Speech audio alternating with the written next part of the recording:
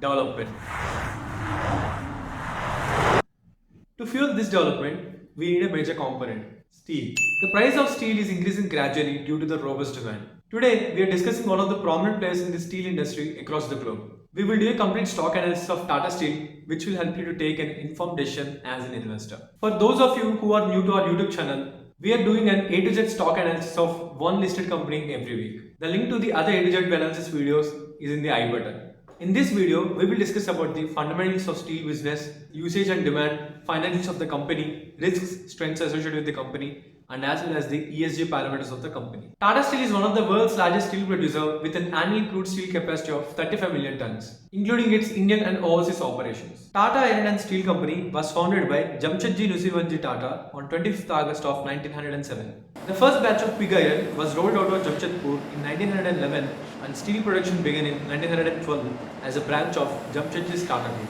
Tata Steel's current production capacity across India and overseas operations stands at 35 million tons. Here is the data provided of the breakdown of plant capacities. In India, Tata Steel operates as an end-to-end value chain that extends from mining to finished steel goods, catering to an array of market segments such as automotive, construction, and general engineering. Before understanding the internals of the company, we need to understand the product that the Tata Steel manufactures and sells, that is steel. Because the risk the company may face in the future lies with the product. First, let us understand how steel is prepared. Steel is made by mixing iron and carbon at extremely high temperatures, about 2600 degrees Fahrenheit. The raw materials required for making steel are first mined and then transformed into steel using two different processes, blast furnace and electric arc furnace. In the blast furnace route, pig iron is extracted from iron ore using coke. Slag and blast furnace gas are formed in the blast furnace. The iron from the blast furnace is then refined and converted to steel in the basic oxygen furnace. In this method, 20 to 30% of scrap is used to regulate temperature.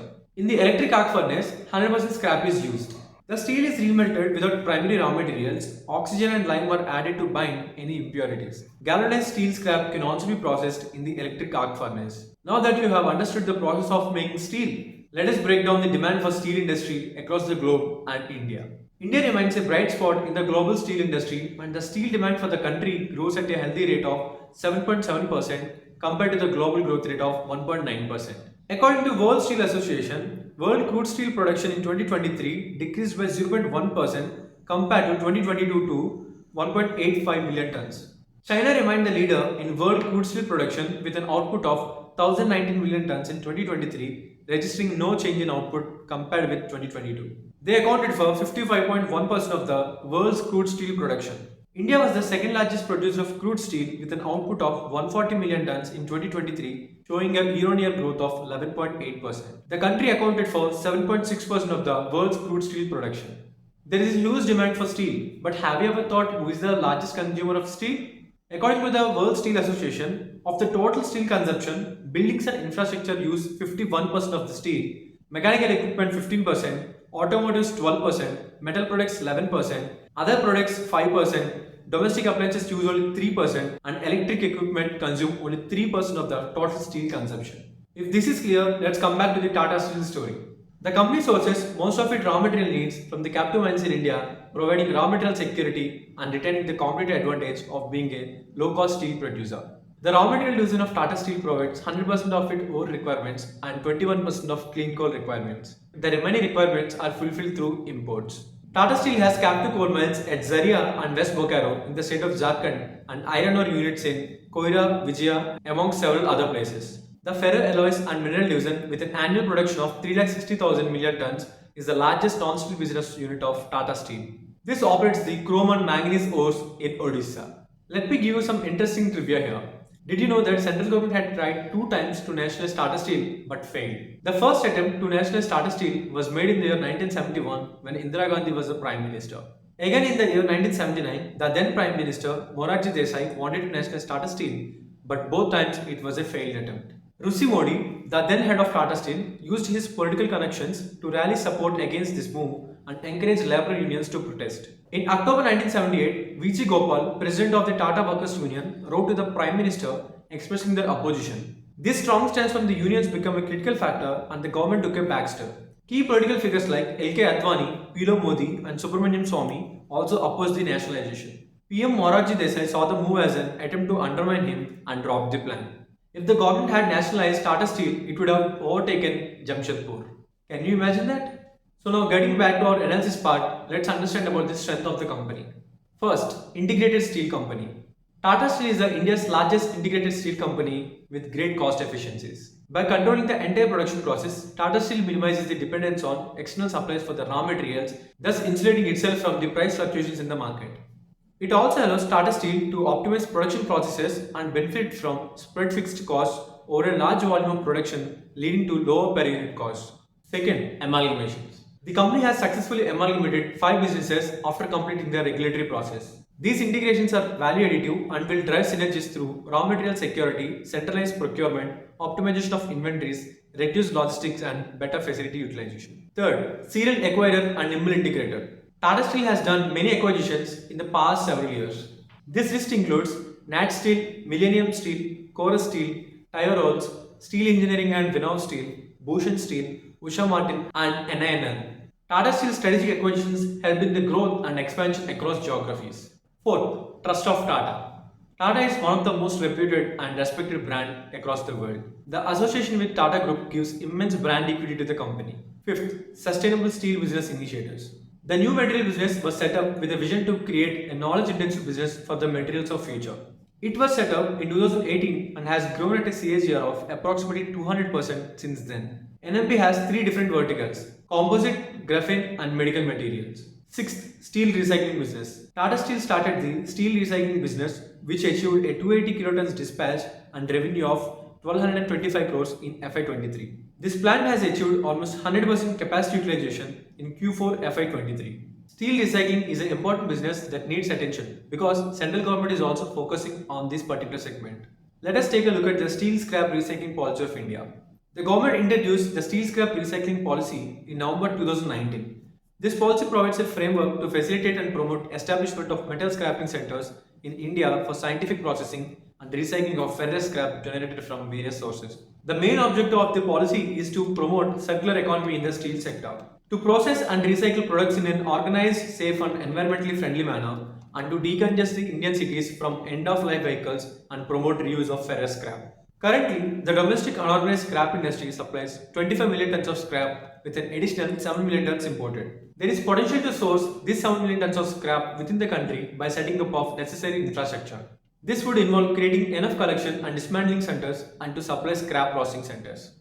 To generate an extra 7 million tons of scrap domestically, we need 70 scrap processing centers, each with a capacity of 1 lakh tons. According to the National Steel Policy, as steel production is expected to rise to 300 million tons by 2030, the demand for scrap will increase to 70 to 80 million tons. To meet this demand, approximately 700 scrap processing centers will be needed. These centers will need to be supplied by 2,800 to 3,000 collection and dismantling centers spread across the country. If you understand the demand and growth of the industry, remember that Tata Steel is an active participant and largest steel maker. It helps company a lot. Now let us focus on the risks involved within the business. First, financial risks. The company has a debt of around 84,893 crores as of March 31st, 2023. The company is planning to double its capacity by further rising debt. If we look at the revenue breakdown, as of FY23 report, the revenue from the operations is 2,43,000 crores and out of which 90,000 crores was contributed by Europe business. Any geopolitical tensions could impact the business and overall revenues of the company. Macroeconomic and market risks. The prolonged inflationary pressures and dynamic macroeconomic scenario may have an adverse impact on the global steel demand. Third, regulatory risks. The central government withdrew the export duty on iron ore lumps and pig iron with effect from 22nd May 2022. Earlier, the central government used to levy an export duty of 15% on steel exports. If the regulator reimposes the export duty, it will impact the domestic steel businesses. Export duties on steel will impact the company financials, reduce export revenue, disturb the supply chain, and impact the domestic industry, making it uncertain for long-term investments. Fourth, supply chain risks. Geopolitical tensions, natural calamities, and black swan events that threaten global logistics may impact the Tata Steel's overall business and reduce the financials of the company. A reliable and steady supply chain is crucial for the business. Fifth, capital and labor-intensive industry. Steel companies face significant challenges due to their capital-intensive nature and heavy reliance on labor, which exposes them to the volatility of the economic cycles. Sixth, demand prediction. The complexity of predicting the steel demand poses a considerable risk because it is impacted by various global factors. Any geopolitical event that is happening will impact the steel business. Now let's know more about the Tata Steel financials. If you look at the data on the screen closely, you will see that the company financial performance from 2012 to 2023 shows a history of volatility with periods of significant growth, degrowth and recovery.